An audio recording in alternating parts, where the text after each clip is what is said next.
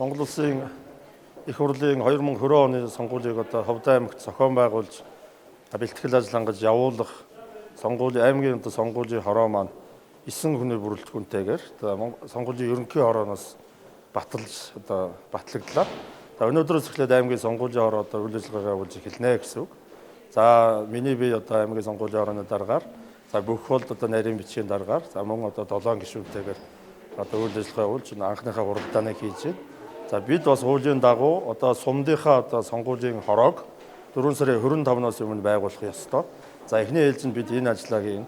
За мөн одоо гишүүдийнхаа ёс зүйн дүрмийг нэг үргэлжлэн танилцуулж гишүүдээрээ бас гарын үсэг зурулж сонгуульд ажиллах одоо ингэж зурулж авна. За мөн одоо хуралдааныхаа дэгийг батлаад бид бас ингэж ажиллахаар одоо өнөөдөр бэлтгэл ажлаа хангаж байна. Тэгээд аймгийн сонгуулийн хороо маань өнөөдрөөс эхлээд одоо үйл ажиллагаагаа явуулж эхэллээ гэсэн.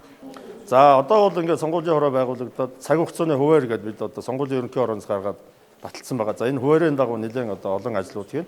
Ойрын хугацаанд хийгдэх ажил бол 4 сарын 25-наас өмнө бид сумынхаа сонгуулийн хороог байгуулж одоо бас ажилд нь оруулна. За мөн Улаанбаатар хотод сонгуулийн хорооны одоо дарга нарийн бичгийн дарга нар сургалтанд суухаар төлөвлөгдсөн байна. Ер нь бол өмнөх хуулиар бол аймгийн иргэдэд хурлын тэргүүлэгч сонгуулийн хороог байгуулдаг байсан бол энэ удаагийн хуулийн дээр бол сонгуулийн ерөнхий хороо бас энэ одоо аймгийн сонгуулийн хороог баталж байгаа. За сумын сонгуулийн хороог аймгийн одоо сонгуулийн хороо батална.